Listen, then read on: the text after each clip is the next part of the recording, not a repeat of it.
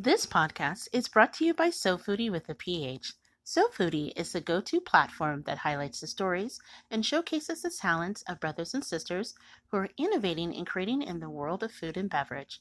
Follow them on Twitter, Facebook, or Instagram at Soulphoodie, that's foodie with a PH, or sign up for their email at soulphoodiewithaph.com.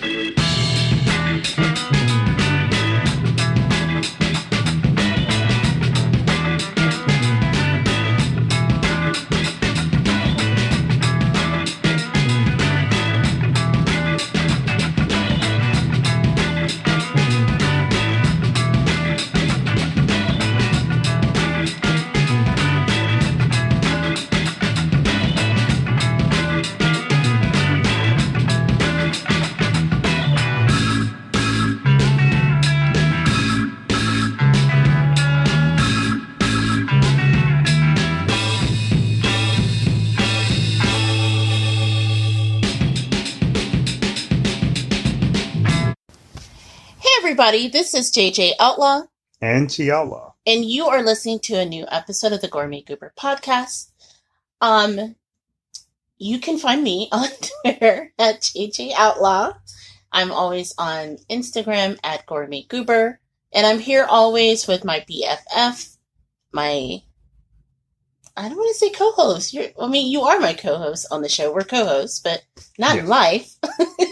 Yeah, I am your co-host. I'm your cohort. I'm your partner in crime. I'm that dirty get down brother. He is that dude.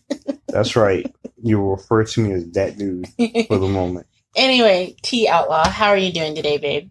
I'm about to say I should have some theme music on my intro, but no, I am T Outlaw, and you can find me at T Outlaw. That would be TOUTLAW. That's right, I spell. On Twitter and on Instagram at T Outlaw. Josie Wells, like the movie. You know what? That would be awesome. Like, what would be your theme song if you had a theme song every time you came on the podcast? Man, I like how I always promote the fact that every person, to get through life, if you want to feel confident about yourself, like every time you walk in a room, you should have a theme song. You know, when you're riding in your car, kind of like training day, you gotta have a theme song. Or like an I'm Gonna Get You Sucker. Yeah, you always gotta have the theme music coming through. Every hero should have one. When you kick in the door waving, a spatula, you gotta have a theme song. But right now, I cannot think of a theme song.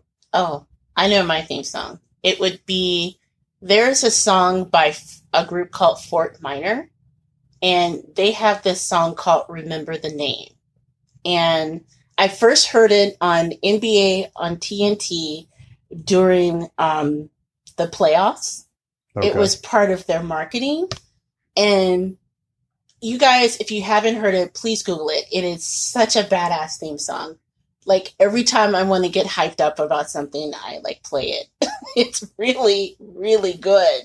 It has this cello, and it just kind of sets the beat, and the way that the rap and everything kind of blends in. No, it's good. So that would be my theme song. Okay. I'm very impressed. And I'm sitting here listening to her thinking, no, I'm not as cool as that. I'm like, the Black Keys, the Bass Man Alive. Oh, that would be a good one. I was thinking you were going to do Shaft. No, I'm not Shaft worthy. I am not Shaft worthy yet. All right, anytime. Although he is looking for the jacket. I am still looking for the jacket, but not so much for me, but, for your father. My dad. Yeah. For the Goober's father-in-law, yeah. I'm sorry, for the Goober's father, yes. Yes, because what was it? It was a year ago? We were watching Shaft with my dad. And my dad said, you know what? When I was young, I had a jacket like that. And one of us said, oh, so you look like Shaft. And my dad, ever the badass, was just like, nah, I make Shaft look good. No, his words are, Shaft, used to dress like me. because he looked as good as me. Yeah. And I was like, go ahead, Daddy. Anyway, why we are totally just like flipping the script on what we're talking about. If you want to catch us on Facebook, which again, I say this every episode, I really am not a fan of Facebook. But we do have a Facebook page. You can find us under the Gourmet Goober blog. You can catch us at thegourmetgoober.com. And you can always drop us a line at thegourmetgoober@gmail.com. So we are recording this from our house. Well, we record every episode from our house, but we are especially like super at home, as I'm sure most of you guys are, because we are still under quarantine orders as a result of the COVID-19 virus. No, we're under stay at home or Lori Lightfoot will come after you. Even though we don't even live in her state or her city. Oh my God. I'm like so in love with that. Okay. Lori Lightfoot, if you guys don't know, she is the mayor of Chicago, Illinois. And Lori don't play.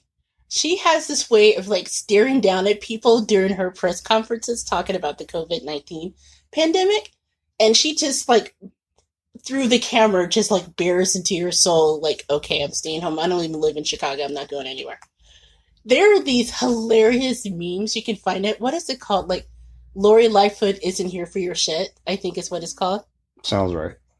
You can find them on Facebook and different things, but it's just like an image of Lori Lightfoot like staring at people. Basically telling people to stay their ass at home. Yes. Very much so. And it is brilliant. It is so funny. There's like one where there's a very famous painting. I forget the name of it, but you probably have heard of or seen it before. It's set in a park and there's people congregating and it's Lori like stared at everybody and the next thing you see is just like grass because everyone laughed. I'm trying to think, was it the exact painting that sits in the Chicago Museum of Art? And I remember it from Ferris Bueller because that's one that Cameron stares at. Mm-hmm. Right. That's the one. Even though Lori's not down with that and she told everyone to go home.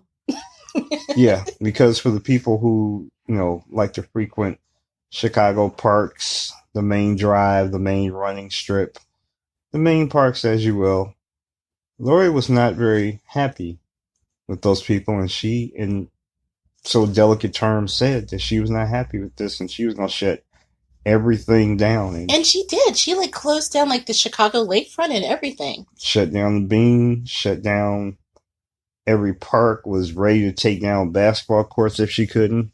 No, Lori is not. Lori is, it's just, I really admire her because she just doesn't suffer fools gladly. No. Meanwhile, we live in Indiana, so we don't have as stern of a warning. It's hunker down Hoosiers, is what we were told. Okay. But then where we live, there was an extra warning about, we're totally going to enforce that order. And we see you outside for anything other than groceries, taking care of your pet, taking care of your, medical needs. Essential travel, we're going to arrest you. Mm-hmm. And so I knew things were serious because the beauty supply shop is closed and the beauty supply shop never closes. Seriously, it's open on Christmas. It's open on Easter. Oh, yeah. It's open on New Year's Eve. It's look, we know you need to get your hair did. But now they're look, we can't. It was boarded up the other day. So you can even get your, bootlegs now. It's, all closed. I can still go to the gas station to get bootlegs. I have to go through I have to go through another vendor. Although, hold on. The Gourmet Goober and Plum Media does not approve bootlegging as a form of obtaining entertainment. We value the Hollywood system, and because we want some of that sweet marketing cash one day, we're telling people not to take advantage of it. That said, if you do the bootlegging thing, just know you can't go to the beauty supply shops here. No, and the Gourmet Goober is very warm about that. No, actually I'm warm because it's going to be real in a couple of weeks when I need to redo my hair. So that's what I have to say. Mm-hmm. Yeah, but they do deliver it on Amazon. And I have a lot of crochet hooks, so I think I'm good. You're going to start crocheting the hair, huh? Just revealing all my secrets right now. But anyway, as you can tell, even in the midst of all this nuttiness, we have found a way to laugh. And we hope that as you're hunkering down, and we pray, even if you're in a community that's not put out said edict, because we realize that not over the country, all over the country is doing this. But it's important for us to do our part in order to help kind of stave off the spread of COVID-19. So for heaven's sakes, if there's a way that you can do this and not like throw parties or, oh my gosh, I've just seen some of the most really selfish things. Just know science is real. The virus is real. Lori Lightfoot is real? Yes. If you live in Chicago, Lori Lightfoot is real and she will come find you. I don't know, I make fun of her because she kind of reminds me of my mother-in-law. No shade. No, you didn't say that. She is a smaller version of my mother-in-law. Just because there are moments when she stayed. No, she's like I said, I have nothing but respect and love for my mother-in-law. My mother, not mother-in-law. Well, my mother-in-law was amazing, but my mother's a badass. Yes, but she also wants us to keep her name out of our mouth when we talk about her on the podcast. Yes, and that's not because she doesn't approve of it. It's just that she's a very private person. So sure, very, very private. That said, yeah, I can see how you could make the connection between Lori Lightfoot and my mom, because my mom, even amongst our friends, our friends were like afraid of my mother. Like my friends from college, they all call her Mama Jackson, and they mean it. They're very, very respectful. Yeah. But ultimately, I guess I just want to make sure, as we're talking about said memes, that we are careful, because I guess the thing that I have been thinking about for a little bit since I started seeing these pop up is that I'm a little concerned that I don't want it to look stereotypical, like she comes off as like an angry black woman. And you know what? I get that. And some of them I've been really careful not to share, although I do get a laugh out of it. But it's hard, right? Because we live in an age that unfortunately people have that stereotype, and they try to push that image of someone who's a black woman and who's assertive and who is very demanding in a good way as far as asserting her leadership and having that being stared down as an angry black woman. And I get that, because we see it not just in those memes, but like, for example, in those daily press briefers that we've had. Yamiche Alcindor, if you don't know who she is this incredible, just incredible journalist who works for PBS. And she has been asking really great questions that we all need to know during these press briefings. And just the allusions to her being an angry black woman for just doing her job is really insulting. And so I get it. You're totally right. So we have to be mindful. But on the other hand, no matter what we do, sometimes people are just going to have that impression. Right. And so you got to balance the fact that there are some people, even in our lives, that no matter what, will just think that of us. And it's sharing the memes also is a good thing, because it helps us laugh, because it's stressful. It's kind of like that video that we both have on our Instagram right now, where a little girl is just losing her mind because she hates the house she's in for whatever reason. She's had enough of her days of quarantine. Yeah, if you go to our Instagram page right now, you can totally find it. It's hilarious. This little girl is like, I hate this house. And she's like tossing everything.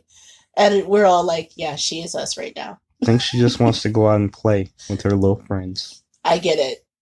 Little princess, we're all that person. Mm-hmm. So we encourage you, as you're staying in, and some of you have children, and so you're dealing with how to homeschool, or you're dealing with having to deal with the children that you are at home having to homeschool. Yes, or roommates that are just probably seeing more than they bargained of each other. partners, because it's hard when you're around each other like 24 hours a day, 7 days a week sometimes. This was our first full week of working from home, and Your first week of working from well, home. working from home together with both of us here. Okay. Yeah, because I'm in week 3, I believe, or the beginning of week 3. Yeah, and I just saw on TV that the president is now extending guidelines to the 30th, which I'm so grateful about, because it sounded like he wanted to like open things up on Easter, and I'm like, dude, for the love of God, just listen to a scientist. Clearly that's not happening. And I have loved ones that work in the medical profession, as I'm sure many of you do as well. And so what you're hearing from your loved ones probably way counter that. And I don't want to make this to be like an all COVID-19 or coronavirus show. I'm not going to share my thoughts about the briefings, and I'm not going to do that. What I am going to say is this is a good time for you to take care of yourself. Be good to yourself. Hopefully you have the resources that you need. To those who are out there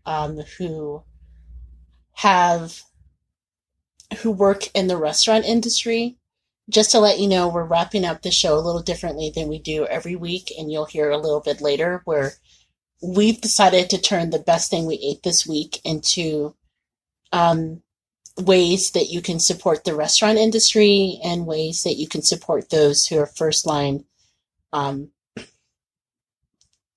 those like first line of defense. Yes, first line of defense, and making sure that they stay fed as well. Because again, being good citizens is not only taking care of yourself and not going out golfing. Oh my God. but also doing what you can to not only support businesses that we love, so that the restaurant industry will be there when we come back, because there's a lot of people that work in those and we want to keep their jobs. But then also just say thank you to those nurses, those who work in nursing homes. People always forget those people who really do their part in order to take care of others during this scary time. So basically, what the Goober was alluding to is, first and foremost, let's give thanks first, right off the top, to the healthcare workers. Oh, yeah. To the nurses, the doctors, the janitors. The CNAs, they never get credit. Yes. Also, those who work in delivery, those who are delivering your food, delivering your packages, those who are the drivers, who right now are risking their own lives to get you from interstate to interstate, from airplane to the guys who are just getting it off the trucks. Oh, yeah. Truck drivers, especially. I mean, think about all the stuff that they deliver, because people are crazy, because they're like taking all the toilet paper. Yes. These guys are actually delivering it to you, so be nice to them. Yes. Also, the teachers who, even though you think right now would be sitting at home just trying to get their rest after dealing with your kids every day, that are still having to think in their heads that school will come back and have to formulate their plans, and also are still receiving phone calls from people asking about, since my kid is sitting at home, what can I do to help them? And all they can say is, well, you can try this, this, and this if these kids remember, but at the same time are still working. And also, just on a personal note, even though I'm not a big, vocalist on, those who serve and protect us, like, the firemen and police officers, they are truly on the first lines of defense, because there are still fires and there are very much still crimes that are still going on. These are the people who have to protect the toilet paper that are sitting in your places, or that to be able to get the toilet paper to your spots. If I could add on that, Sure. There's another thing that I want people to be mindful of as well, is there are a lot of nonprofits that are really hurting as a result of this. And I know that people don't really think of that as first in mind when they think of other organizations that are hurt. So, for example, I think I've even though I've not identified the organization, and I choose to do that out of respect of my day job, because I want to keep my day job and this side hustle separate. That said, I have spoken openly about the work I do in part helps support those who are escaping issues of violence, either in their personal relationships, either in their homes with their caretakers. And what a lot of people fail to remember is when you hear these orders to stay in shelter and stay in place, what they don't talk about is that is not always the safest choice for everybody. So, for example, if you're in a domestic violence situation, staying in place means sometimes staying with your abuser. Mm-hmm. This is someone who can physically harm you. This is someone that can physically, or other forms of harm as well.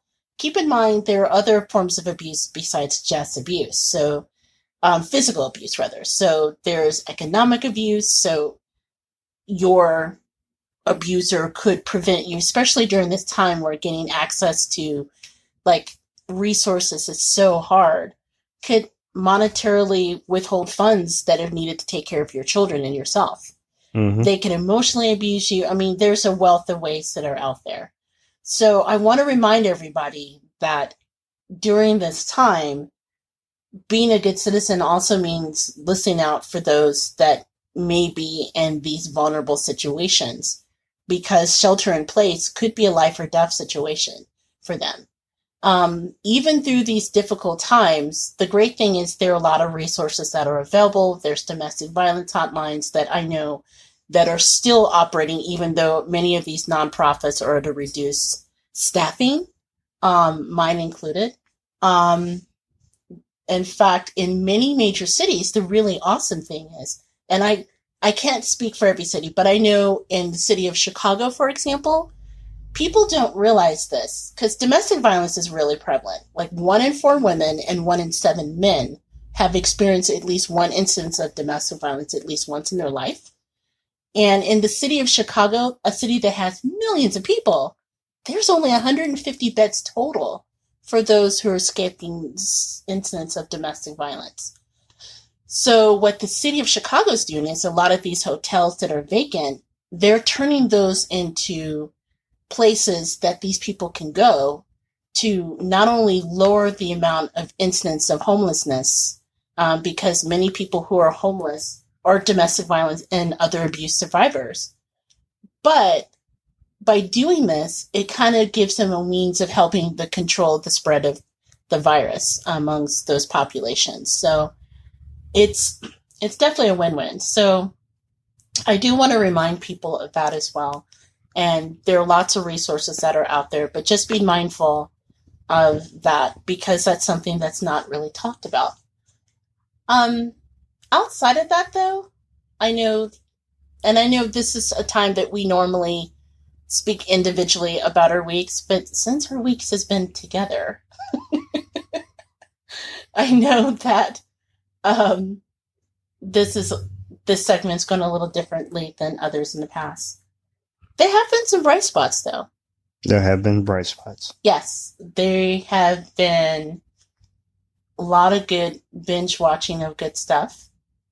I introduced Big Daddy to the regular show, which is one of my personal faves. And my favorite episode of all time with the little baby ducks. Yes. We finally got to watch all of Dolomite Is My Name. Yeah, very good movie. Which I gotta say, Eddie was like robbed of like an Oscar nomination on that. He was so good, and you guys, if you've not seen it, definitely watch it. Not for the kids, though. No, definitely not for the kids. There were some naked moments, and we're just like, oh. Was that his butt? Yeah, the character in which Eddie Murphy portrayed he was an up and coming dude, who was a MC, comedian, as you will, and kind of made a stage act, persona that was very outlandish, very bombastic, hilarious dude. But yeah, he was not on the Bill Cosby stream of. No. Of talking cute. No, definitely not kitty safe. No. We watched this really great documentary on Shudder on Black people in horror called Horror Noir, which I would recommend everyone watch because it was a lot of fun. And I grew up loving horror, and it's kind of like a weird thing because when you grow up and you love horror and you're certain populations, you don't either get to see yourself represented, or if you're there on the screen, you're there for like 5 minutes because they kill you. Or as my dad likes to put it, we weren't in the horror movie, but we kind of were because we were the stand-in for some of the creatures that were in there, the other. So yeah, it was a great documentary. It's on Shudder, which, by the way, if you don't have Shudder, they have like a 30-day free trial. So now's the time to try it. That's what we're doing. Gosh, what else did we do? We watched a lot of, what was it? Watched Love and Hip Hop. Everybody's press briefing. Yes. For the most part, we tried to catch up on things that were on our DVR. Yes. But we just tried to stay humble and stay together. Oh, yeah. Oh, and we did the DJ D-Nice dance party last night. So if you guys haven't heard, there is a DJ, D-Nice. He is on Instagram Live, and he does these awesome, like rave-style dance parties, like old-school type of DJing. And it's literally him in front of his camera and like a bottle of wine, and he has his DJ set up, and it's awesome. He was playing some old school grooves yesterday. We were like all in our feelings. I know I was when he popped Just One Thing by Amarie, because that's a bop forever. So definitely recommend you guys, if you're on the Instagrams, checking that out. But yeah, this was really kind of an interesting week. Interesting week, interesting month. Like I said, this is just everything is a little left of normal. But right now we're doing our best to stay together, to stay home as much as we can, and to stay centered, because all you can do is do that and hope and pray that eventually we will get past our tribulations and issues. Yeah. That's all we got. So, anything else we didn't talk about our week? I know there was a frustrating thing that we learned about delivery deserts in the midst of all of this. Yes. Which is so frustrating. So one of the things that we tried to do, because again, we started off as a food blog, right? And we wanted, oh, I'm sorry. I feel a sneeze coming on. I hope I don't sneeze. We wanted masked up. We wanted to support a lot of businesses as we can. And it was frustrating because where we live, and without giving away where we live, mm-hmm. What we found was there were certain sections of the area in which we live that historically don't get delivery because of, past difficulties the community has had. You live in a little urban city. Yeah. So, right. Go ahead. No. Sorry. We just live in a little urban city, a little urban oasis. But it's not as large as all the cities that could be, urban deserts too. But you would think that we would have access to a lot of restaurants, stores, and most importantly, like delivery services. But as with everything, no, didn't get down like that. We are not accessible, as you will, even though we are accessible. Yeah, and that was sort of a surprise for me because, well, not really, because you grew up here. We live in the space that you grew up in, right? Yes. And I know that when we first met in college years ago, I was really surprised because I grew up in the suburb in Indianapolis. And so I'm used to having stuff delivered to me. And like pizza and like Chinese food and stuff. You have a house, they deliver to you. That's what they do. Mm-hmm. It just never occurred to me and my little blissful suburban existence that doesn't happen to everybody. And I know that when we met years ago, you were surprised that we ordered pizza to have it delivered to the dorm. You didn't know that that was the thing. Yeah, very much so. I grew up under the impression that everything, if you go to the store, you go and you go to the store, you shop for it, you pick it up, and you leave. The concept of delivery is foreign to me. If there's a restaurant and they have food, you go and you pick up food or you dine in. But the concept of someone delivering it to you is absolutely foreign to me. I know nothing but other than you have to go get it. Yeah. And so even with the advent of Grubhub and some other delivery services, it kind of lulls you in the idea like, oh, well, this is something they do. I bring this up because one time during the week, it was an Uber Eats order that we placed. And it literally was the next town over. And I think what they saw our zip code, they just canceled our order and didn't even tell us. So it was maybe about 10 minutes before it was supposed to arrive. And I'm like, oh, let me check and see where they were. No email, no alert like we canceled it. It's just nothing. And I was just like, okay, that is really stupid. Because one, dude, if you're worried about we robbing you, why would I pay money to have it delivered? Because you pay ahead of time, right? You give them all your information beforehand. So I'm going to pay money for me to rob you? I mean, that doesn't even make sense. One. Two, how awful is that you could at least say, hey, because they're the ones that like offered this restaurant up to us. And we're just like, oh, great. This is a restaurant we're not familiar with. We can support them. We can talk about it on the podcast and the best thing we ate this week. Because, it's important to us. And all of that was just done. So we don't know if it was Uber Eats that canceled it. We don't know if it's the restaurant that canceled it. All the above. It could have been both. But I'm just like, that's disappointing. And even like our favorite cupcake place in the entire world, they announced that they started delivering because a lot of these restaurants that are formally dine-in, they have to do that in order to keep their business going. And in this particular restaurant's case, they deliver 15 miles out. And I'm like, great, we are 15 miles out from one of their locations and 12 miles out from another location. One of them should deliver to us. No.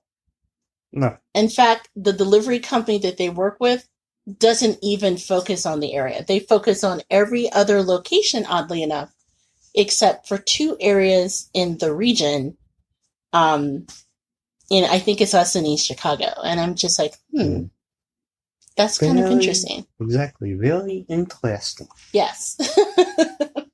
So it's disappointing because on one hand, I understand a lot of this has to do with historic backgrounds of communities being a little less safe than others, but without looking at the total picture of why that is.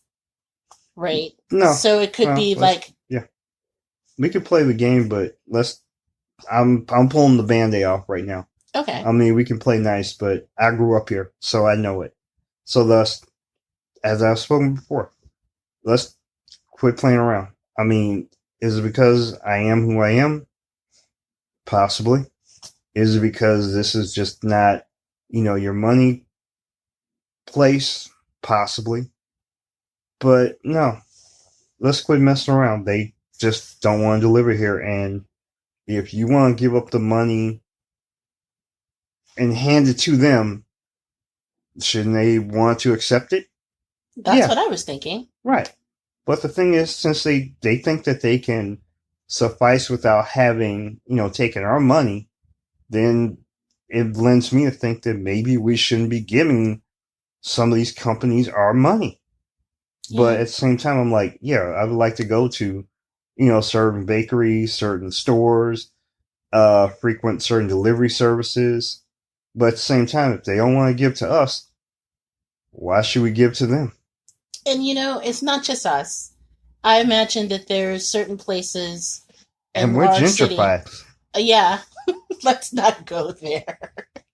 We found out just how gentrified we were the other day, and it's a little unnerving. Yes. That and the fact that there are people that travel from a different city to come to our community to raid our grocery stores. Oh, Lord. Dude, what is that? So anyway, yeah, that's a thing. And so it's sort of a bummer, and it made me think that there's a lot of communities besides just us that probably has that same problem. So we are very grateful for resources and things that we do have because, just going outside in order to get something, yeah, I could drive to the bakery, but then I was just like, do I really want to risk the Rona for some cupcakes? Although, to be fair, Big Daddy was pushing that on Saturday. I was ready. He was like, look, we got our wipes, we got our gloves. Let's do this. Yeah, I was like, I have a way of getting clearance to go somewhere. I can make essential travel if I want to. But the Goober got all in her feelings and, that thoughts that, this is not necessary travel. You can't throw that out in the ether and then say, no, it's not essential travel. Oh, I will make it essential if I need to. He was so bad. I was like taking a nap and I woke up and he was looking at me like, cupcakes. That's right. She put out there. I did not think this. You were crazy. All right, it's time for me to defend myself. I was not thinking that morning about said cupcakes or donuts, as you will, because it may or may not be healthy for me. But I'm going about my day. I'm like doing this and that. I'm a little stir crazy, and then she introduces the concept of this. And then pulls it back. She does this a lot. Because like, I can talk about it without putting some. No, I could think about it and say, oh yeah, this might be cool. And then sometimes I can follow my instinct, but I could also, yes, it could come up and then it can go away. Sometimes she'll introduce this to me and then say, nah, it's probably not worth it.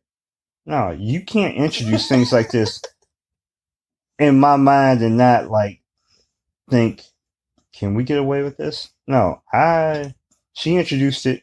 I thought about it. I was like, yeah, I like it. And then. Okay. In my defense, there were two things that I was thinking about. One, I'm trying to save us the embarrassment if one of us did get the Rona and having to talk about that to my parents or your family. So what happened? Was it an infection? Did you guys get caught somewhere? No, we just went for cupcakes. They don't need to know that. And two, like I said earlier, our community put out, the mayor of our community put out this warning that said, if you are out for non-essential things, we will enforce with law enforcement. And I'm just like, getting arrested for cupcakes is not my idea of a good time. Although, going back to what I mentioned briefly before. I'm not worried about my mayor, and I'm not worried about the police because, yes, I believe in, as we have stated, staying at home and keeping it safe, but I'm not worried about my homie, and I'm not worried about the popo. You're just saying because your press pass will make you essential, but you're not going to work. You're going to get cupcakes. Maybe my work is just past the cupcakes. They don't know that. Although, can I just mention for a moment? I will wear a Mandalorian mask to go get it. I'll wear a Jason mask. That would be hilarious. Not there was so many levels. Yeah, I will wear a mask over the top of the Myers Jason mask. Yes. Just to make sure I'm safe. But yeah, I can make it essential if I need to. Can we talk about how crazy it is that we get that warning, but right now in our state, it's okay to congregate at golf. She's still warm about golf this. Courses. No. And bowling alleys. And bowling alleys because our governor said that was okay. I'm not even sure how that defies or goes along with the CDC guidelines or 10 people plus, but apparently, you know what? Let's not go there. Because that's where the money is. I'm going to table that because I'm a little upset that our community was the only one that they made that threat of like police arresting, because that's ridiculous. But two, dude, just don't do that, okay? Just don't. Really, you can skip the golf course. Seriously, your life would be much better for it. No, I'm not going to the golf course. I'm going to get cupcakes. I believe in that. That's right.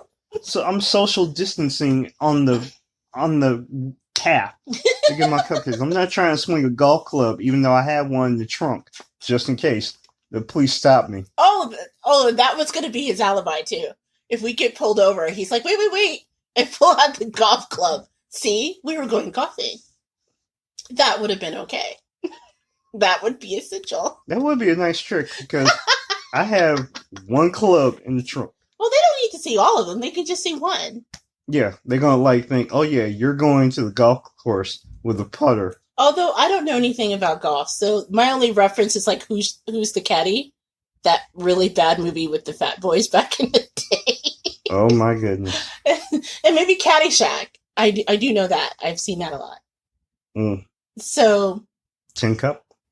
No, I actually never seen Tin Cup. Mm. Although I know of it because it was on a Bob's Burgers episode. Okay, so basically we can break it down to, if I need to explain anything to the Gourmet Goober, I will either do it under the concept of explaining it like basketball, or Bob's Burgers. Yes. Or Steven Universe. And we're set. Okay. Absolutely. Yeah. So, as you can tell, dear listeners, our sense of humor has not waned because of the COVID virus. So, as much as they try. Yeah. So, we're going to take a quick break. And then when we come back, we're going to talk about a few pop culture things that still we found in the midst of this COVID nightmare that we're all part of. And then we'll wrap things up about talking a little bit about how you can support your favorite restaurant and first providers of service during this crisis. So remember to laugh, wash your hands, and we will be right back. You're listening to the Gourmet Goober.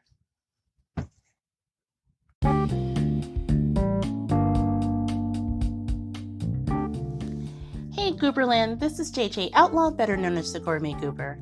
Do you consider yourself Gumber worthy? Maybe you're a little bit gourmet and a lot ratchet. Well, if so, tell the world what your very own Goober Gear, from aprons and mugs to t-shirts and hoodies, is the perfect way to support our show while telling the world that you're part of Gooberland. So just head over to gooberswag.com, that's gooberswag.com, and get your very own Goober Gear now.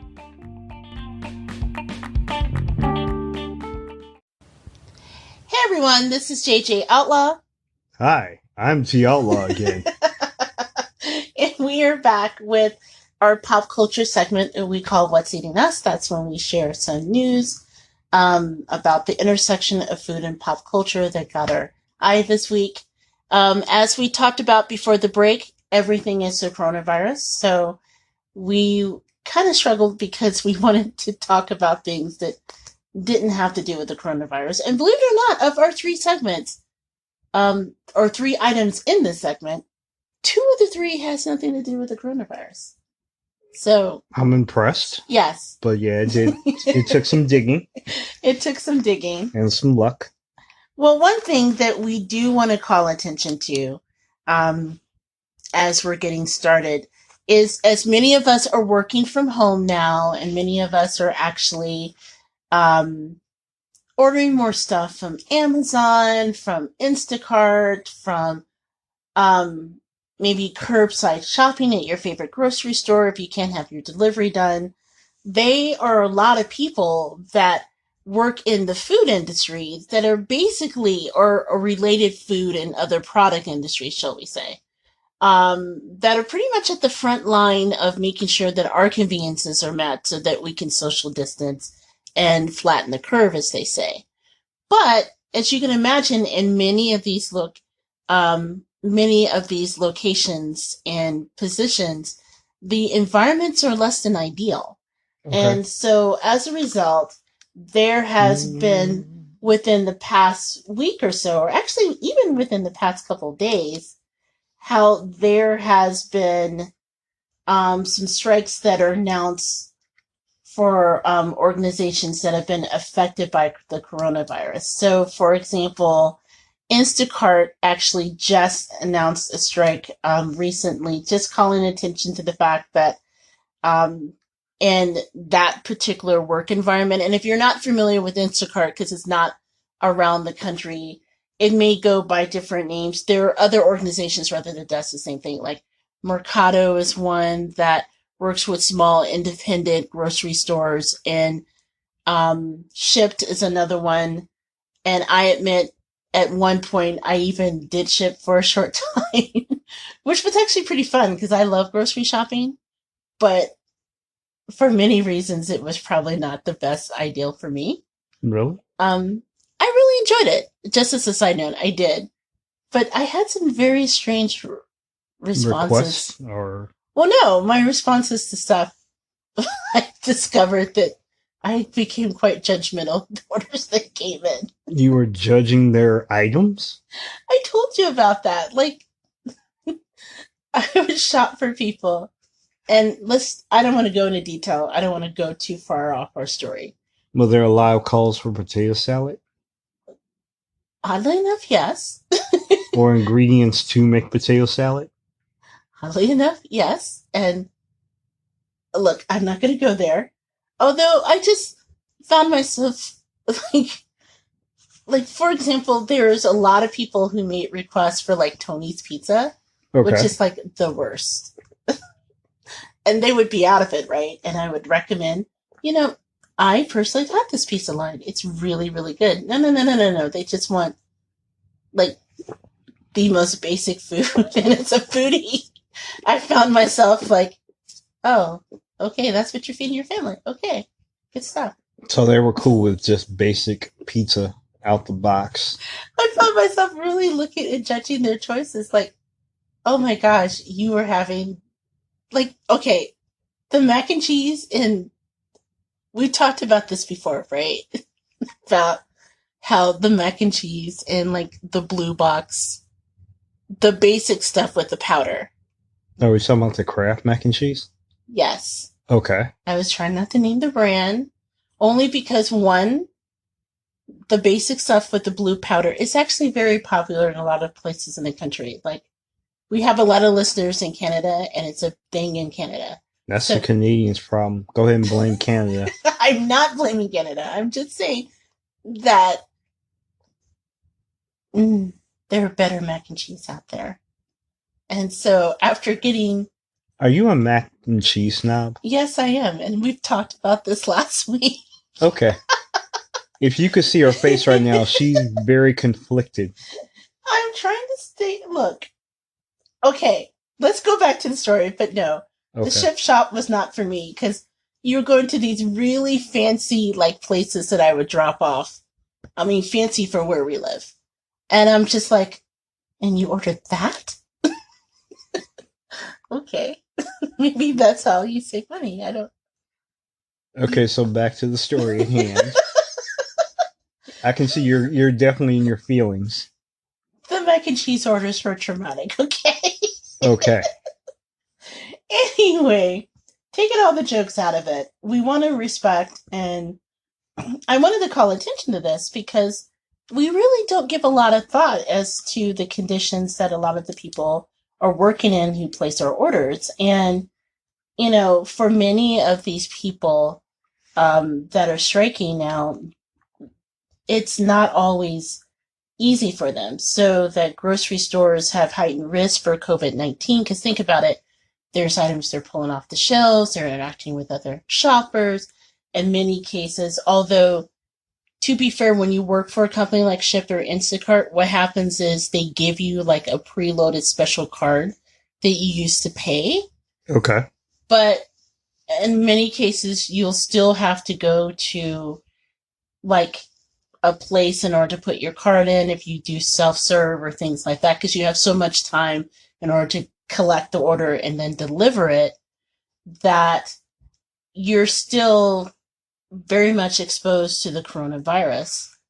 And in the case of Amazon, there have been cases where there has been people who have tested positive for the coronavirus in their particular warehouse, so to Okay. speak.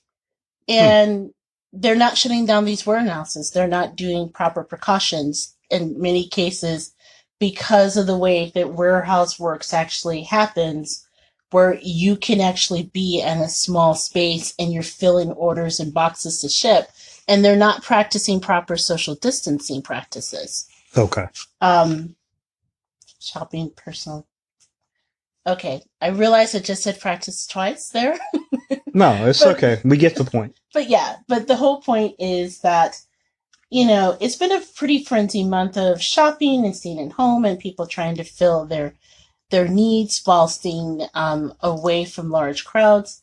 And unfortunately, it's putting a lot of people at risk. Which is very scary. Yes. So for people, the Instacart and the Amazon strike happened first. That happened on this past Monday. An organizer for the protest against Amazon basically wanted to call attention to the fact that COVID-19 is a real threat to the safety of our workforce and our customers, and we can't wait for our institutions, politicians, only management to step in and protect us, which is quite true, and especially Amazon, because they got a lot of slack on not only how they treat their workers, but a lot of people forget that Amazon owns Whole Foods now as well. Oh, that's right. Yes, and Whole Foods is actually going on strike on this upcoming Tuesday. Where are people going to go blow their whole paycheck?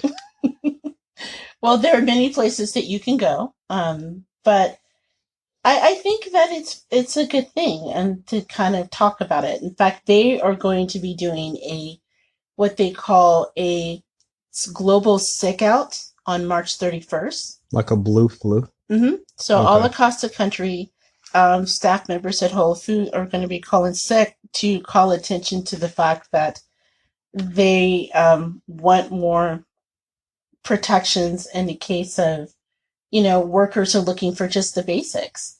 They say they don't have cleaning supplies, disinfecting wipes, hand sanitizers, gloves, or things like that.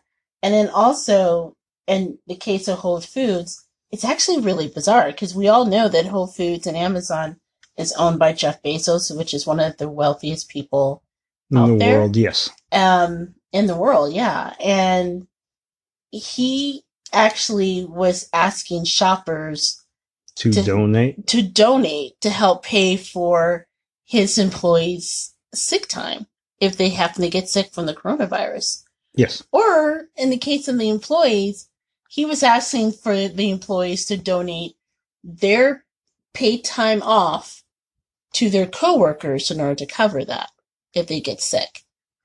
Instead of, I don't know, what like Texas Roadhouse and other places are doing, which is, you know what? My employees are that important to me. I'm gonna sacrifice, maybe take a little bit less and cover them because, it's kind of hard for us to donate that when millions of people are out of work right now. So why not step in when you can? So are we in this moment like trying to dog Jeff Bezos? No, because audiobooks is a sponsor. I realize it.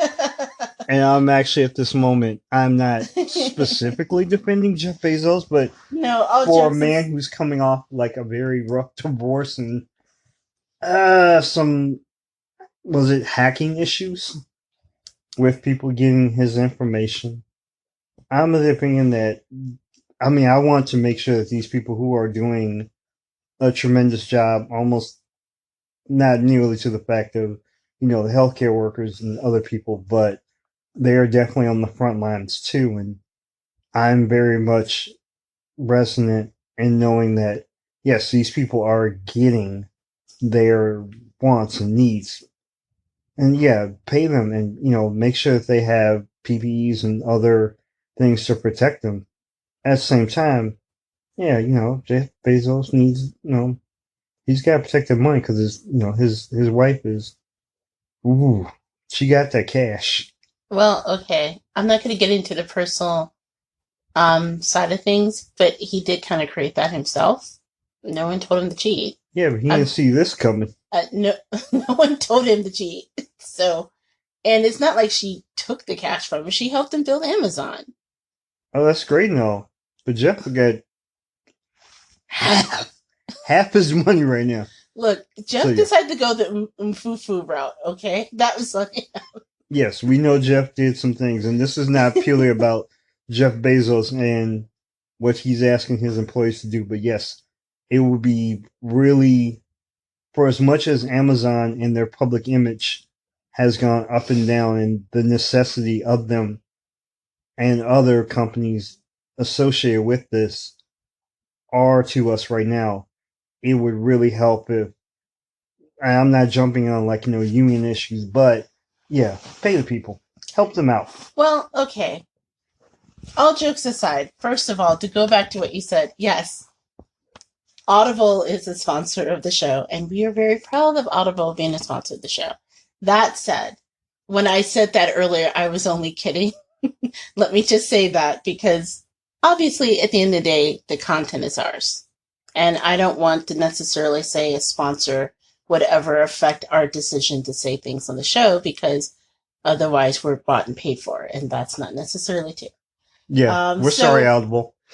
so that being said, my criticism of this situation is twofold. One, yes, Mr. Bezos has enough money to pay for the employees, but even more importantly, even beyond the monetary thing, having safe conditions for the workers are important for us too. Because keep in mind, and the Instacart strike is about the same thing. They want to make sure they're working and doing all of these things for our comfort. They want to stay safe on the job, but in doing so, that helps keep us safe. So even if they contracted the Rona in their job, but they're asymptomatic, they could buy, shopping and then passing on the materials up to us. The coronavirus stays live on, cardboard and hard surfaces for 24 hours, right? Yeah, So that's keeping right. them safe helps keep us safe and helps stop the spread of the actual virus itself. So it's twofold. I mean, on one hand, in many cases, like it is at Whole Foods and Amazon's, they're asking for things. Yes, they want safer conditions. And then for people who actually contracted, they want to have assurances that they have paid time off and things like that, so that they can, convalesce and get better without having to worry about whether or not they'll have a job at the end of it. Okay. And to be fair, there are a lot of companies that are wrestling with that. We happen to be very fortunate that we work for organizations that, in and of itself, um, care for us, as opposed to a lot of businesses that unfortunately will not come back from what is going on right now with non-essential businesses closing. Sure. And that's just the reality of it. So I get it on their end, and I certainly hope that their words and what's going on doesn't go unheeded, because at the end of the day, we want everyone to be safe. They have families that they're feeding. They have loved ones. In the case of Instacart, they're doing this. They're picking out groceries to help feed us as well. So, Okay. I just wanted to take a moment to show solidarity for them. Even though, and this is not even an issue later on, because I had a bad experience with Instacart recently, and I don't want to go into details. I think it was kind of like a comedy of errors that I just walked into. That being the case, I know that I've benefited from them. Um, I've worked on the other side of what they've done as well. I can't even imagine doing something like Shipped right now with the increased orders and things like that, knowing that I'm putting myself at risk and other people as well, and people that I love, by fulfilling those orders. So I have a tremendous amount of respect for people who do that. Is this about the one banana? The one banana is one of many things that went wrong with that order. I'm still confused about how we won it with one banana. Or the fact that I left with half the order. We won't go into that because I don't want to. Yeah, make you a don't want big to go deal of down that. that slippery slope. Okay. No. But hats off for them for making that because it's kind of like a really bold thing to do if you think about it. Okay. Because in many respects, there's no guarantee by making those changes that, they'll even have a job at the end of what happened.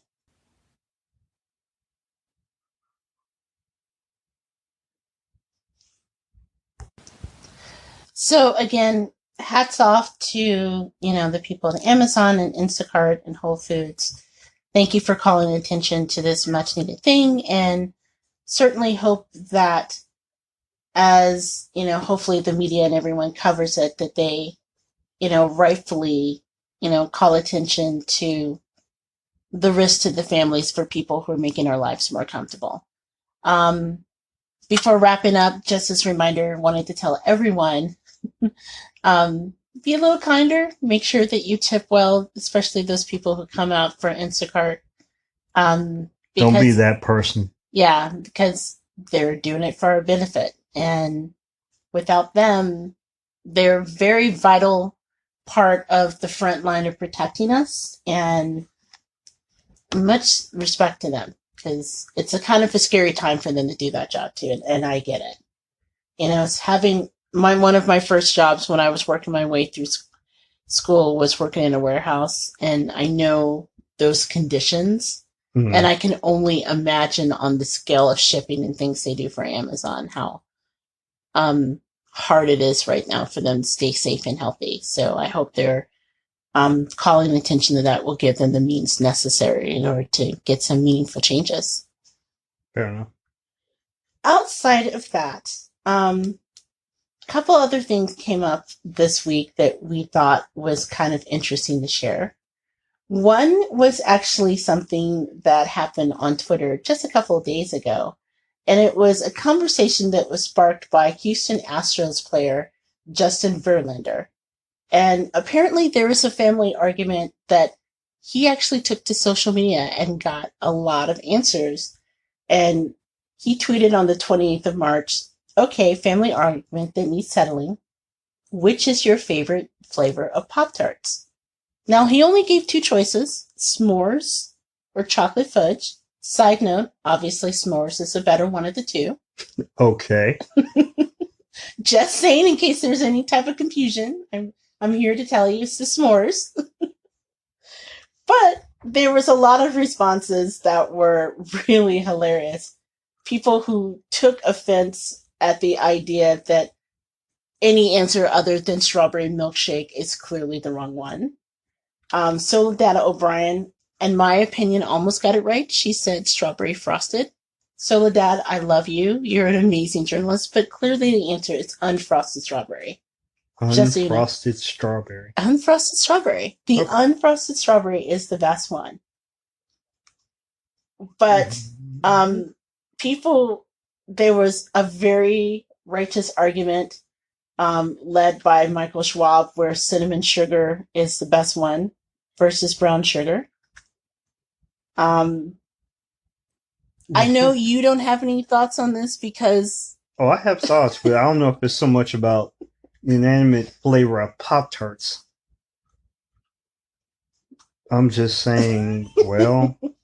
Okay, so what the Goober will not be telling you, I guess I have to come clean.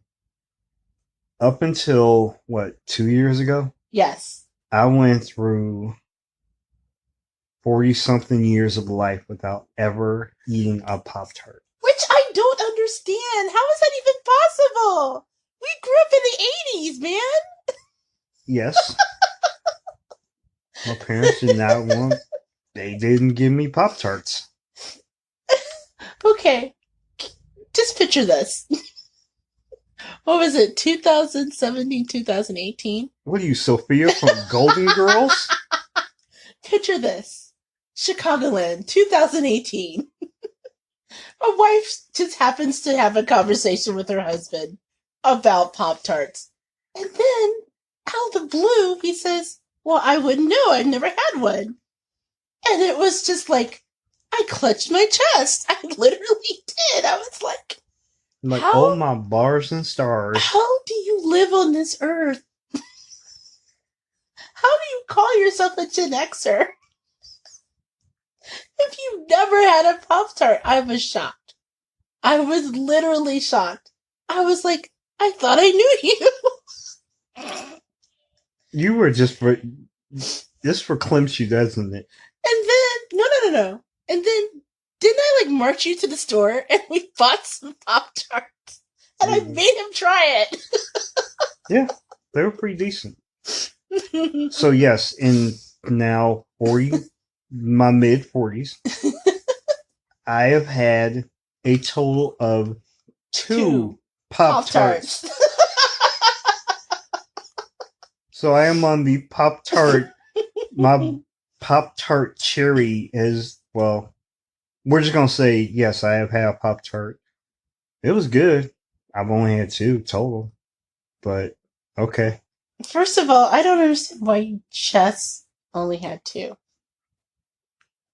How many come in the box? More than two. Okay, I only needed two. Yeah, it was okay. 8 come in a box. 8 come in the box, okay. Yes. I only needed two. That was good. I just... Were you not impressed with the Pop-Tart? I know I tried... Okay. I know that I personally have to stop myself from buying a lot of Pop-Tarts. Although when I used to commute back in the day, when I commuted into the city, it seems so long ago, even though it was 2 weeks ago. Sometimes I would buy some Pop-Tarts and like take one in my, backpack because it's just easy to kind of like eat it on the go or if I'm driving or things like that. I'm one of those people that I can eat hot Pop-Tart unheated because they're just that good. Okay. I just can't imagine going through life not having a Pop-Tart, especially since I know for a fact your sister has had Pop-Tarts before. Yeah, she grew up eating Pop-Tarts. I did not. It just, never crossed your mind? I'm still baffled as to how this happens in life. I went to a small college. I went to the same small Midwestern college. And that's what confuses me. They have Pop-Tarts in the dorm, on the residence hall, like, cafeteria. Yes. You and I have had that food together. We have eaten food together. Yes. So when you saw me eat Pop-Tarts, then were you, like, confused what it was? No. You just didn't try it? No. Just never had it once. Okay. Once, like Jerry Seinfeld, I was a cereal guy. A lot of my life I ate cereal when I got up. And as a person who grew up with like a good mother and father, I had a toaster oven and I would have toast. And yeah, I admit I would either put, I don't know, peanut butter or garlic, but my dad would put cheese on his toast, but that was it. I never had one for a Pop-Tart. Okay, first of all,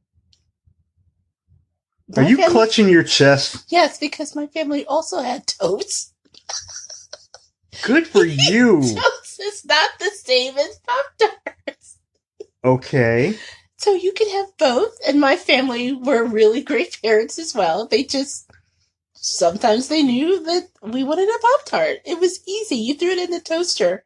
You had to watch it, though, when you prepare it, because doing it a certain way, if you cook it too long, you have that thermonuclear filling in the middle that burns your tongue because you're too excited about the Pop-Tart in order to wait for it to cool for a second. Mm-hmm. So, yes, there's a science to preparing a Pop-Tart in the toaster. Okay. And maybe that's part of it, because you didn't actually grow up with a toaster, which struck me as odd, because I just never knew that people didn't have toasters. Again, one of those strange when we got married, like, I never thought to ask you that. Yeah, I didn't need a toaster, pop up. No, we had a toaster oven. You put it in the oven. We actually had a toaster oven, a regular oven, and a toaster. We had all three. Okay, good for you. We just didn't need it. You figure, okay, the thing says toast.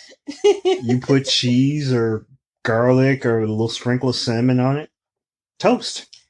That's all we needed. Anyway, going back to the Pop-Tart, do you feel like you've missed out on anything? Like, for a long time, I had to look at you differently because I was like, what other staples of childhood have you not had? A whole lot of things. Like, never have. I mean, you had Tang, though, right? You did Yes, I did have Tang. Okay. That would just been weird. I went through summers as a child. They wouldn't let me have, Kool-Aid because we would run through the Kool-Aid and the sugar and everything else. But yes, we had Tang as a change up. So yes, Tang was one. I'm sure we had to drink water and I know we had annihilators. Well, everyone had annihilators. I'm sure. Wait a minute. Now or laters, not annihilators. No, annihilators. I couldn't think of. I mean, I know that's how we all pronounce annihilators. It's kind of like sherbet. There's no R in it, but every Midwesterner puts the R in, so it's sherbet. Yes. Annihilators, as we like to say, are the little square candy that is like, what was it? Like Starburst, but way better. Yes. Except for the pink Starburst. Those are awesome. Just things to stick to your teeth. But yes. Yes.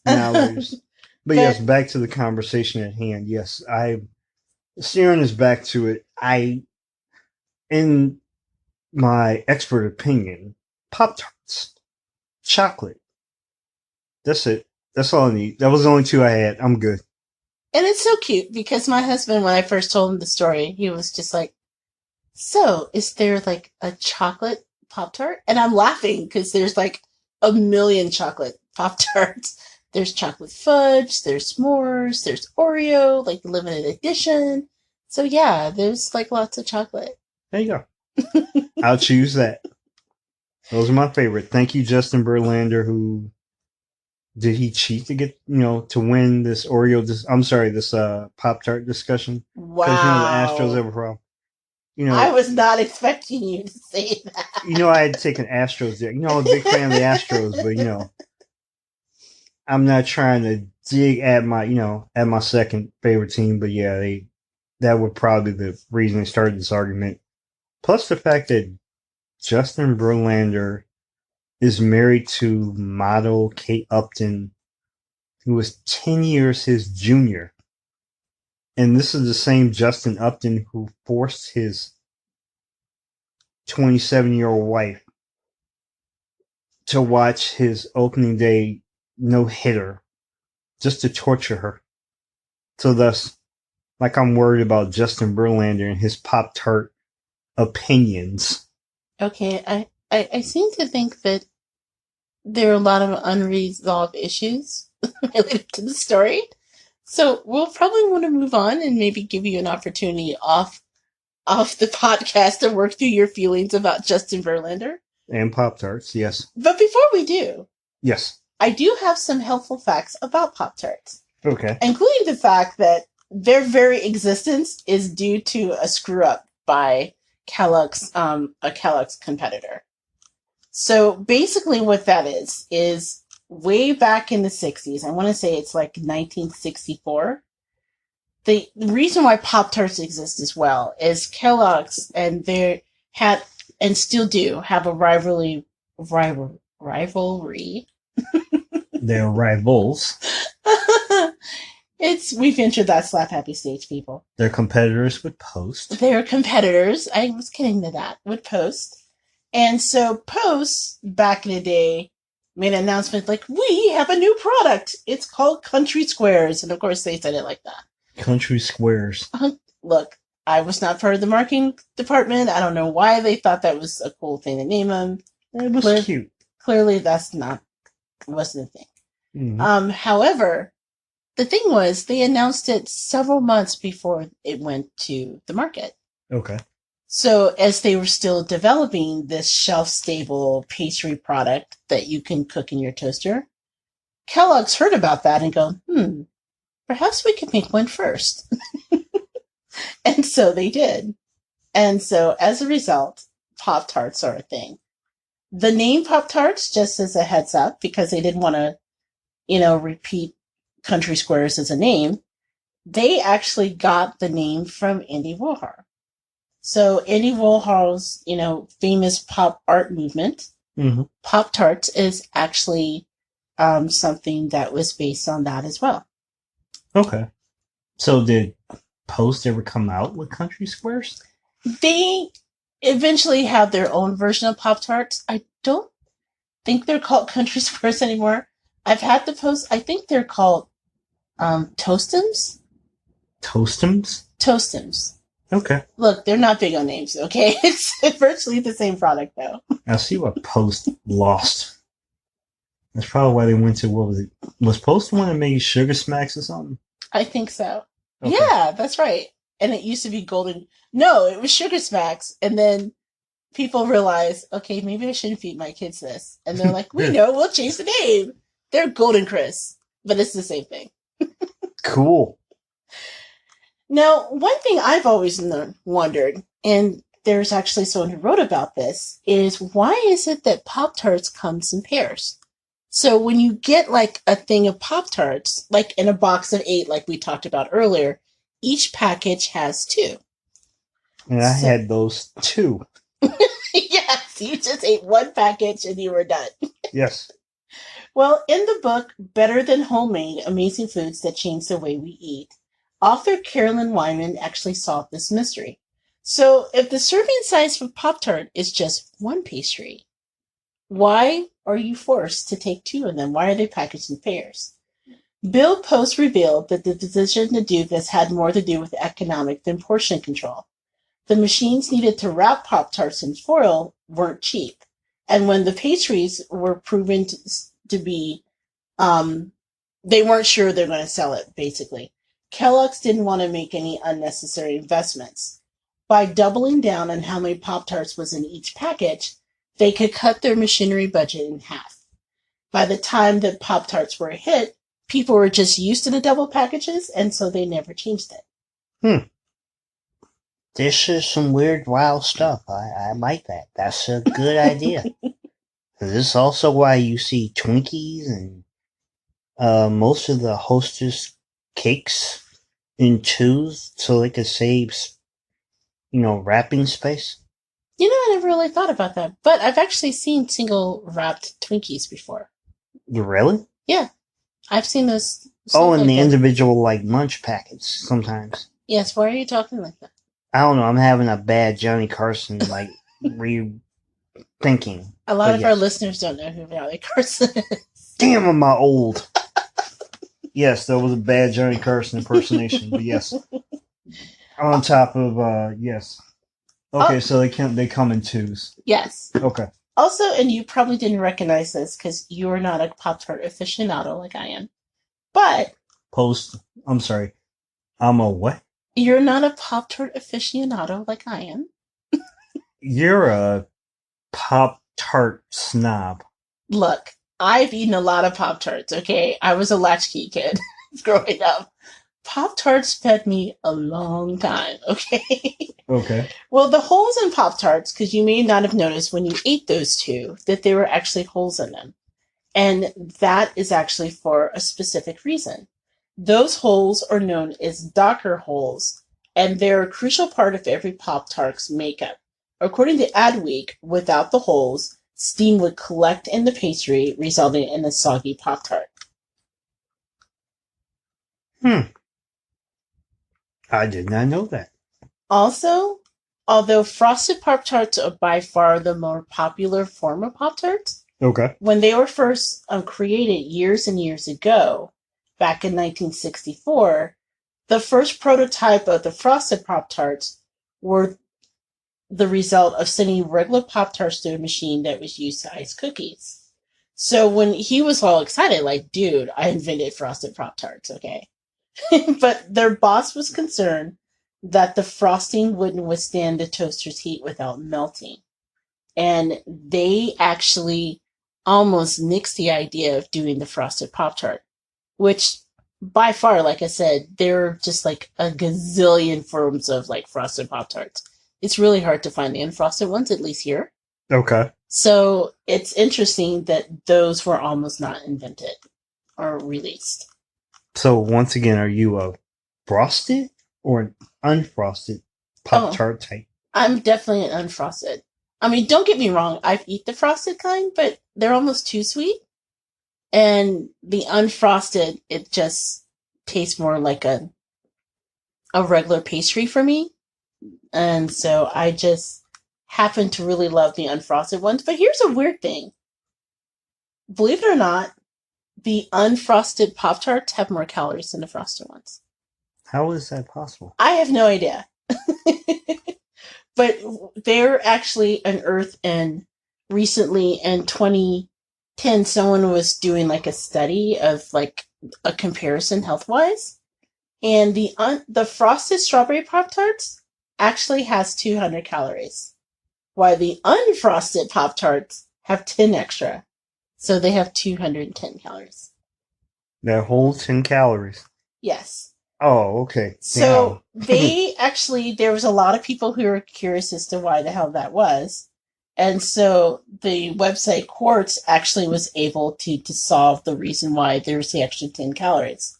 The crust on unfrosted Pop-Tarts, believe it or not, is actually just a little bit thicker than their frosted cousins. And so as a result, that extra thickness added 10 calories to everyone. That's actually pretty good. You can read.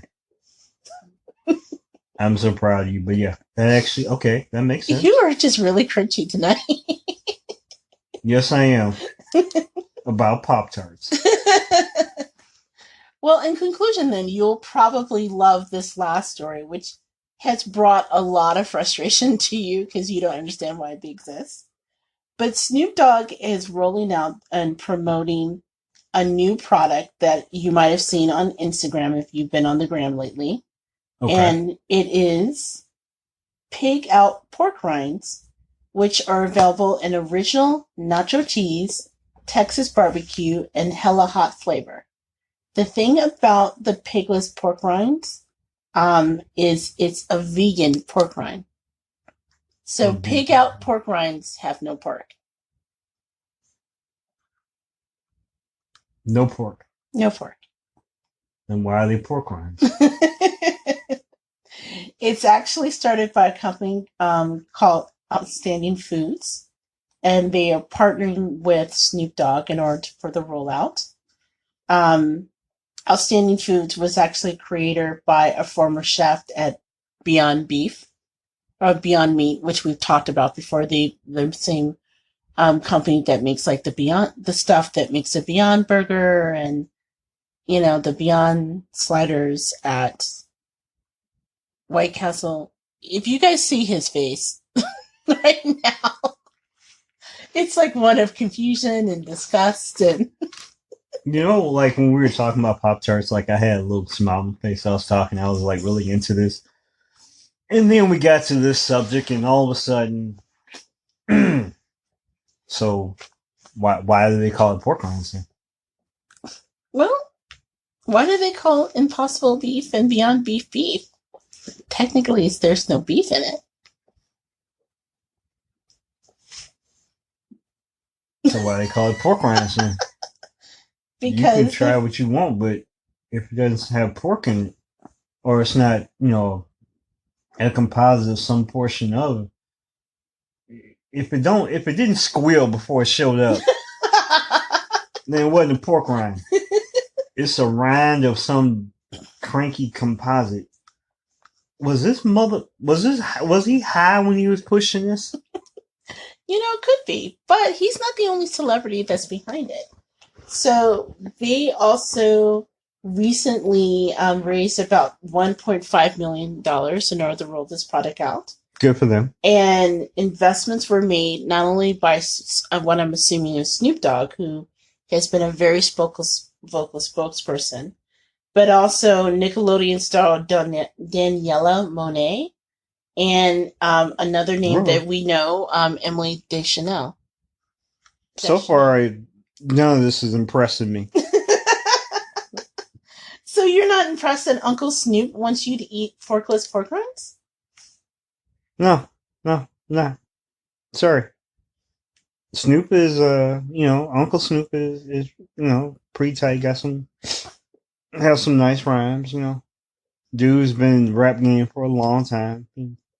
I give him a lot of credit, and, he did his thing with Martha Stewart, and I even like the fact that, if he's on the, on the vegan tip, because that's him. That's great. No, I'm of the opinion that, I know that there are rappers who in their raps, like, Ice Cube talking about, like, things without swine, didn't pop off no pork or anything like that.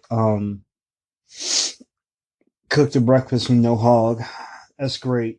But I'm of the opinion of, I don't know why this perplexes me. Maybe I'm verklempt at this moment because I'm of the opinion that if you want to have some kind of product like this that's crunchy and rind like, that's great and all. But this is, you're dealing with pork rinds, which is killing me because I'm not even a pork rind type dude. So it's the name pork in it, because it's actually not made from pork. It's actually made from mushrooms. It's made from horse shit. It's made from mushrooms. Do not say that. I'm sorry.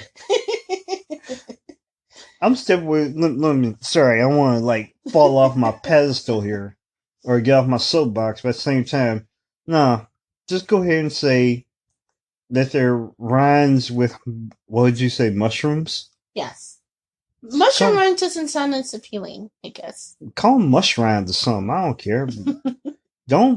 If I walk up in a place and I say, "Oh, I want some pork rind," and somebody hands me pig out pork rinds, and they don't have pork rind like material in it, then I'm throwing it back at them, and then I'm gonna come after Uncle Snoop and say, "Listen, one of you owes me some money." What if? Okay, I mean, would you try them if you did know what they were, though? No. I would actually try them. I mean, they sound yes, you would.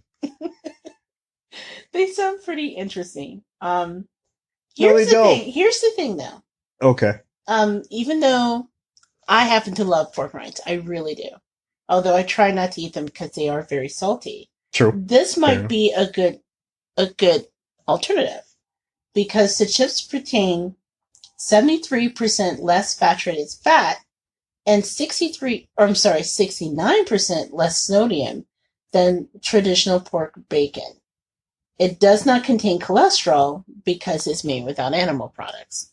So maybe it's not even that you're vegan, but you want to enjoy the taste of pork rinds. Because I admit, I really like pork rinds. I'm kind of missing them right now.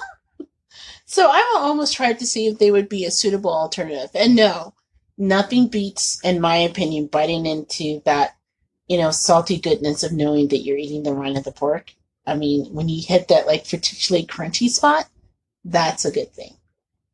So I imagine they won't be able to recreate that experience. No kidding.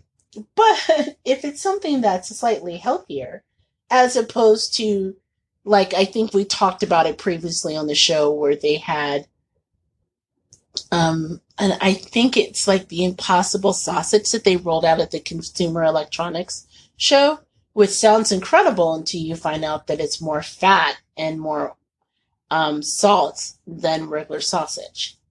But in this case, it looks like it would be a suitable trade-off. So I would be willing to try it just for that alone.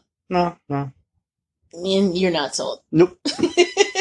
I'm sorry. Just like when we were discussing, certain meats that are not meats, from said animals, I start off with don't mislead me, but I'm not, once again, trying to dissuade other people. If you have a restrictive vegan diet, yeah, go ahead, try it. Enjoy it very much so. I just want to join you. And I feel bad for saying this because Once again, I'm not a big pork rind eater. But you love bacon. Yes, I love bacon. I love bacon. I love pork belly. I love Canadian bacon. I'm down. We had bacon. Oh, not bacon. We had pork tacos tonight, as a matter of fact. Yes. I admit I enjoy swine. You know, if they cut me open right now, I'm sure they can cut a slice of bacon off the backside of my booty. That is just a terrible thought right now. No, not that I'm asking. But at the same time, yes, if you don't want to have within your diet pork, that's on you. That's fine. I like beef and poultry and to a smaller amount seafood. But yes, generally I like to believe there's meat in my life.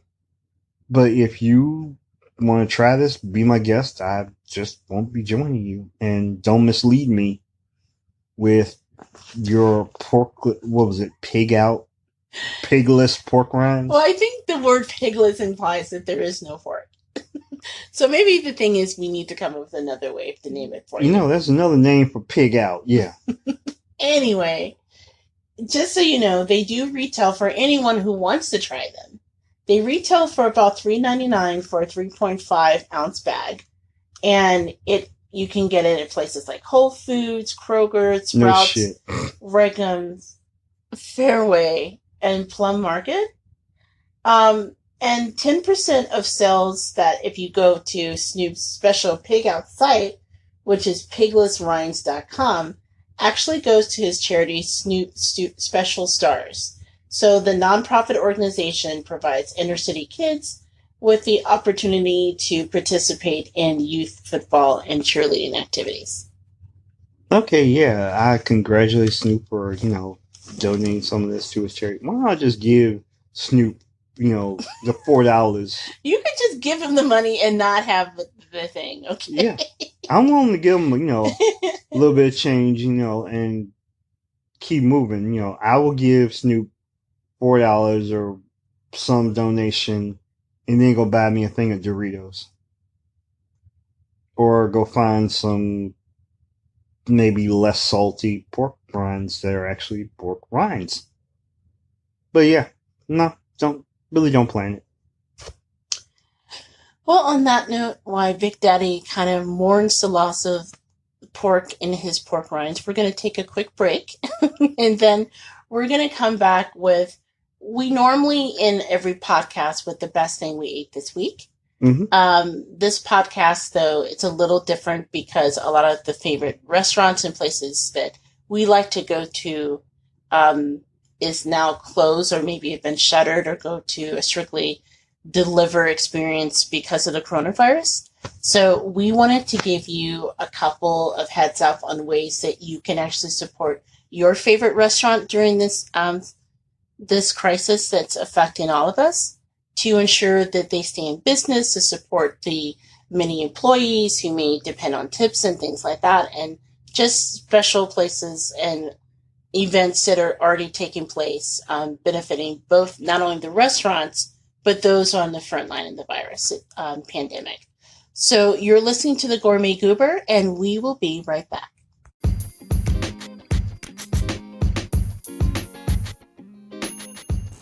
Hey everybody, this is JJ Outlaw, better known as the Gourmet Goober. And have you ever thought about starting your own podcast? When I was trying to get this podcast off the ground, I had a lot of questions, like how do I record an episode? How do I get my show into all those apps that people like to listen to? Hey, how do I even make money from my podcast? Well, the answer to every one of these questions is really simple. Anchor. Anchor is a one-stop shop for recording, hosting, and distributing your podcast. Best of all, it's 100% free and ridiculously easy to use. And now, Anchor can match you with great sponsors who want to advertise in your podcast. This means that you get paid to podcast right away. In fact, that's kind of what I'm doing right now by reading this ad. I love Anchor. It makes it super easy from start to finish. The whole process can be done from the app, from recording to distribution. I just adore it.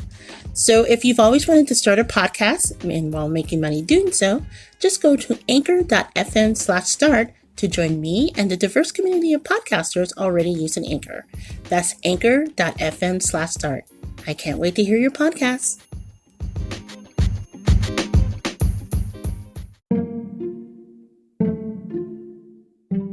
COVID-19, better known as coronavirus, has spread throughout the world. Symptoms of this respiratory disease may include fever, cough, and shortness of breath. These symptoms may show up 2 to 14 days after exposure. If you are experiencing these symptoms and have come into contact or are in an area with an ongoing outbreak, please call a hotline and/or consult with a physician. Clean and disinfect high-touch surfaces. For more information, please visit cdc.gov/COVID-19. Thank you. Hey everyone, we're back. I'm JJ Outlaw. And I'm T Outlaw. And you are listening to the Gourmet Goober podcast. Now, this is the part of the podcast that we normally wrap things up by talking about the best thing we ate this week. That's where we show normally a little love to the restaurants that we really adore and think you should try. These could include everywhere from major franchises to local favorites, not just in the Chicagoland area where we reside, but, nationwide. But it can also include some underground classics, like, for example, if you're ever in Indianapolis, definitely Long's Donuts. That said, we wanted to do something a little different with this podcast because, unfortunately, the effect of the coronavirus has had a dramatic effect on the restaurant industry. As many restaurants have shuttered their dining in choices, and that's just for everyone's benefit to help stop the spread of the coronavirus. As a result, it's really made an impact on the people that make our food every day, be it their cooks, be it their waitstaff, and they depend on tips. The sad reality is many of those individuals have lost jobs that, in many cases, if the restaurant completely closes, won't come back. And you add that with a lot of the people that are at the front line of what's going on, people like doctors, people like nurses, those really amazing nursing assistants in places like hospitals and nursing homes, that unfortunately many of them work without any health insurance or even access to sick leave if they do get infected with the virus, or even having access to protective gear. So we thought it would be a really cool idea to close out this segment discussing not only ways that we can help prop up the restaurant industry, but show a little love to those who are not only at the front line of what's going on and working hard to keep us all safe as we kind of wait out the storm. But we also wanted to also give a heads up to those who may already be experiencing food insecurity and so now or may be at a dangerous place because of what's going on. So we'll just start with the people at the front line of what's going on, and then we'll work our way to how to support the restaurant industry and some really cool things that we found out that you could do. First of all, if you are near your computer, your mobile device, or things like that, Google something that's called Feed the Fight. And it's in a lot of major cities. I've seen them in Dallas. I've seen references to it in Atlanta. And what it is a great opportunity that you can actually donate to these organizations. And a lot of times major people have already taken the lead. Like in Dallas, I read that Mark Cuban and Dirk Nowitzki and the Mavs are doing it. They're also doing sponsoring Feed This Fight through the Atlanta Hawks Organist Foundation. But basically what they do is twofold. So they have donated food and they're working through restaurants to supply food to those who are working at the hospitals, the nursing homes, all of these different places to make sure as they're working around the clock, many times double shift without any breaks, that they do have food and some nourishment while they're doing that. So if you wanted to see it's in your area, look it up. Again, it's called Feed the Fight. And it's another great way to kind of support them. Also, in many cases, Feed the Fight in cities, like, for example, in Dallas, not only are they supplying funding for the direct response individuals who are working on this particular issue, but they're also donating food to food pantries as well.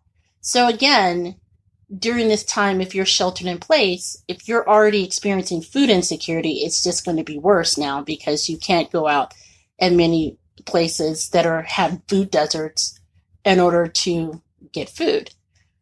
So they're expanding the resources that are available, which I think is really amazing.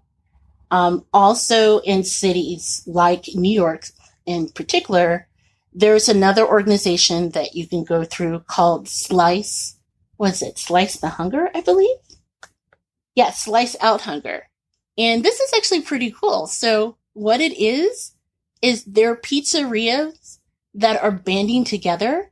You can actually buy a pizza and have it delivered to a local hospital or, health facility in the area, again, to help support these people that are doing the Lord's work and protecting us. So that's something that you can definitely look to. You can actually support and make donations. And again, you can find out that information if you go out to sliceouthunger.org. Now, if you yourself are experiencing food insecurity, outside the food pantries, there are many local restaurants, and you can Google, like, for example, Burger King, that are now offering free kids' meals while school is out. Because as we know, for many kids, especially, kids may only get one meal a day from their local school. And it's not just the major franchises. So there is actually this really cool place that I've been dying to try, actually, before this all went down. It's in Valparaiso, Indiana. It's called Louis Wings. And they're just kind of like this underground wings joint that's in Valpo. And they're doing the same thing. So they're offering free meals to kids daily, every day that they're open, so that you can be able to feed your families while this is going on. So check out local places like that, because a lot of times, especially when you're in the area, that's a really big thing. Now, moving on to restaurants, there's several different ways that you can support your faves. One thing, and Big Daddy and I, we were talking about this. Places like Fogo de Chao. Yes. That for a lot of these big restaurants, these steakhouses, obviously their main form of giving food is dining in.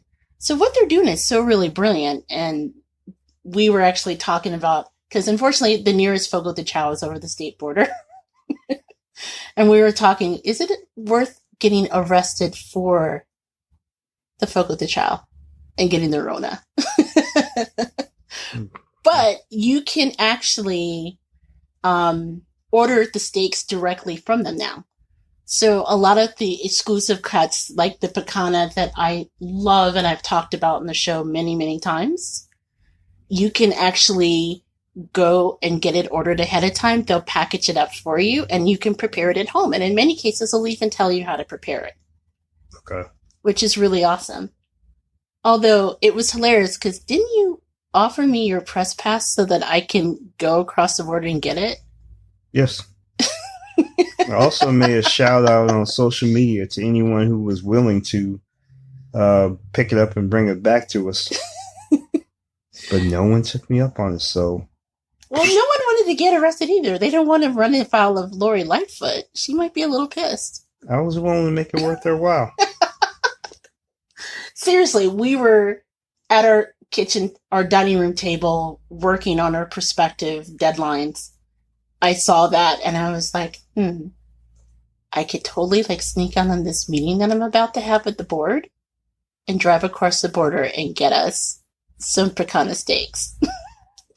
Well, whatever meeting you were having over the thing, you could have done it in the car, picked it up and back. No one would have known the better. Yeah, but then what if, because remember they were going to enforce our stay in shelter place here? That would have been embarrassing. Why did you get arrested? Well, they were steaks at Fogo de Chao.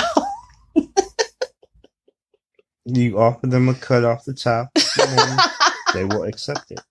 I think they're willing to negotiate. as long as you do it safely. Well, if you live in a community that you don't have to run afoul of Lori Lightfoot Or others. or you're willing to risk the Rona for steaks. Don't risk the Rona. That's our public service announcement. Yes, do not risk the Rona. But, again, look to local steakhouse. Fogo de Chao is not the only one that's doing it. For example, Texas Roadhouse and actually Longhorn Steakhouse are doing it as well.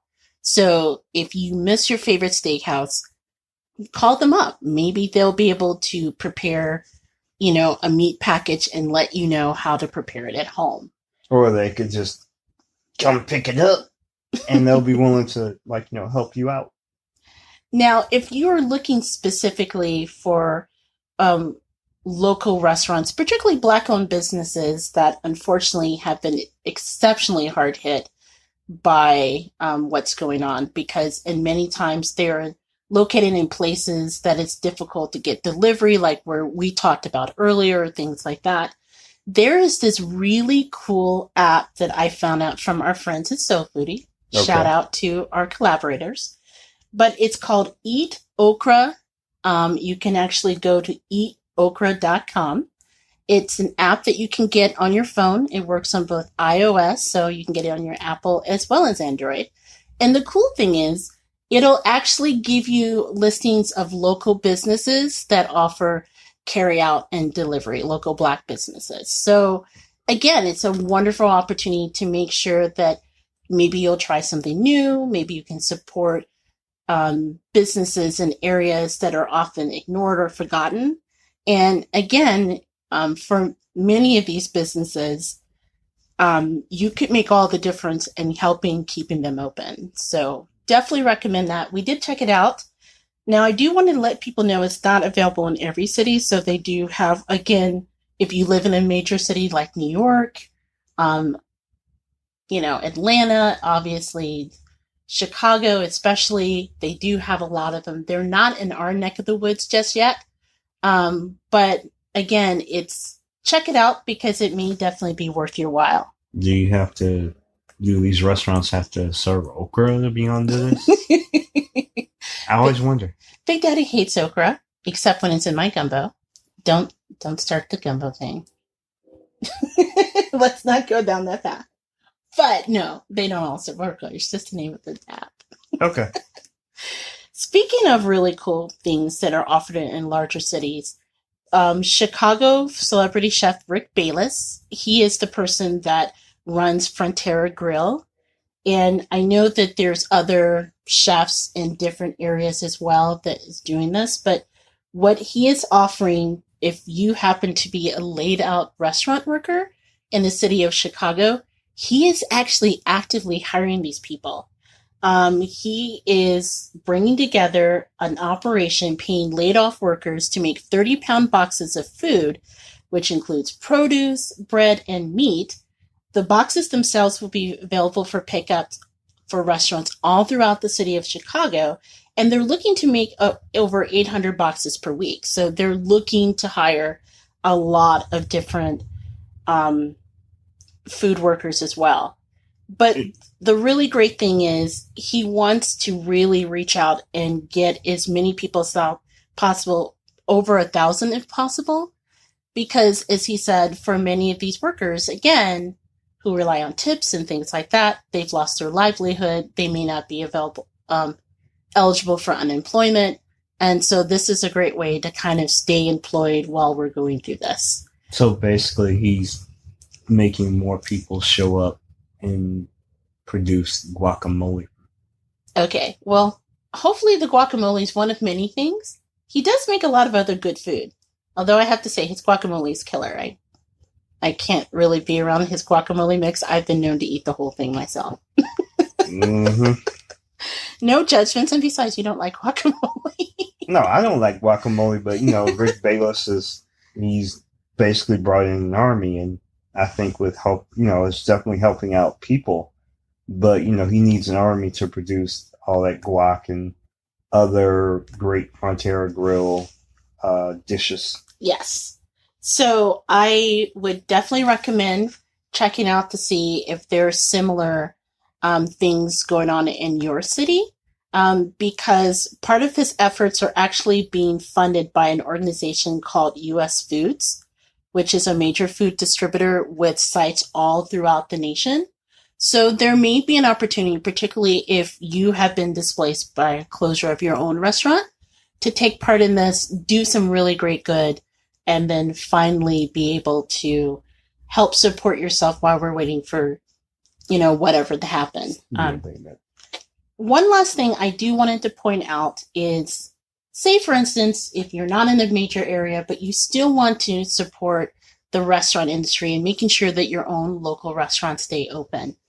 One other thing I would recommend is contacting the restaurant themselves.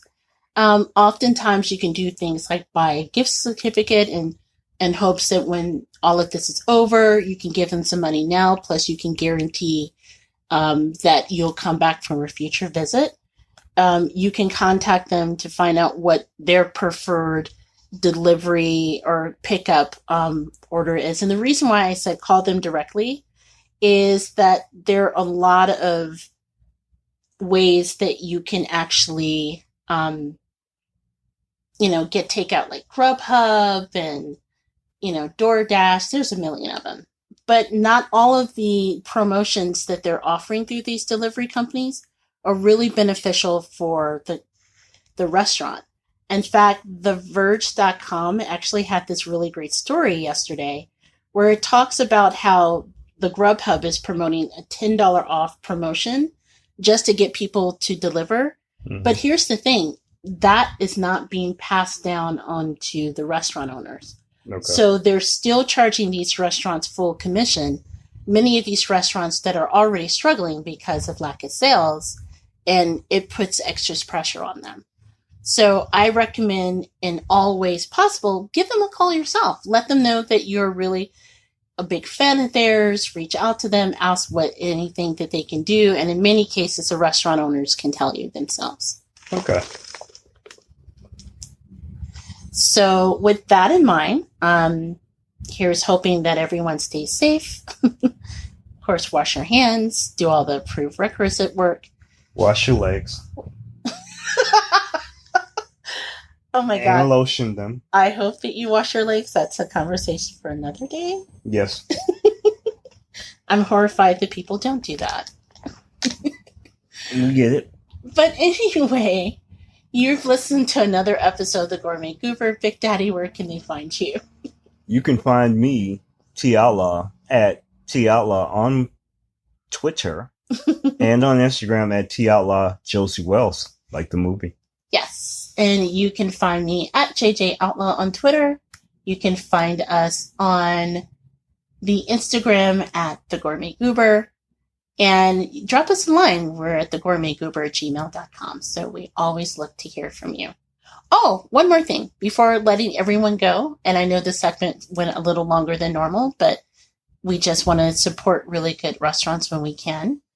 If you are hurting for coffee... Hurting for coffee. Because, making that run, like I was thinking about that the other day, going to the store and like, okay, do I really want to risk the Rona to walk into Walmart to get my favorite coffee? If I could recommend a place, there's a really great business. I think I may have talked about it on a previous podcast as well. It's called Chicago French Press, but it's a subscription-based service. So she ships all over the country. She's based here in Chicago. You can get specially ordered coffee, which is great. There's lots of different flavors from maple pecan to chocolate blueberry. And the really cool thing is no matter what type of coffee maker you have, from a carrot to a percolator, she has a specially made ground just for that coffee producing process that you have to make sure that you always get the best cup of coffee. I mean, are they like national brands, or are they just her proprietary brands? It's her proprietary brand. I had a chance to try it several months ago, but again, she's another great small business that I would definitely love to live up to doing this issue. And the really great thing is, like a lot of small businesses that we champion, a lot of the money that you donate will actually go to nonprofits who are also hurting during this time of need. So it's a great way to get a great cup of coffee and help other people in the process. No, they're basically all. I mean, it's mostly what she serves. Like, is it just coffee, or is it like coffees, teas, and like other products? Well, right now it's coffees, Okay. but I do know that she's looking to expand what she offers as well. But the really great reason why I really like her brand is that not all grounds of coffee is best for, like, for example, what works best for a French press isn't the same as what works best for a drip or a pour over or a Keurig. And so she's worked really hard to balance it. So no matter what, you still get the same quality of coffee, Okay. which I think is really thoughtful because a lot of brands don't do that. No, that's fair. But is it also strong enough for the gourmet goober? Why, yes. Because as we've talked about on many podcasts, I drink coffee for you. For all of you. For all of you. Because you don't want to see me not caffeinated. There's no giggles when I'm not caffeinated. So, She-Hulk. So again, go to chicagofrenchpress.com. Let them know the Gourmet Goober sent you. And again, it's a really great way to get coffee and help a lot of people in the process. Is their coffee stronger for Lori Lightfoot? I think Miss Lightfoot is strong enough. She doesn't need coffee. She just looks at the coffee and it just blends itself. Okay. Seriously, Law, you look up those memes. She's a badass. So until next time, everyone, please stay safe and we will catch you on the flip side. And you've listened to another episode of the Gourmet Goober. Until next time, happy eating. Happy eating, strange brew.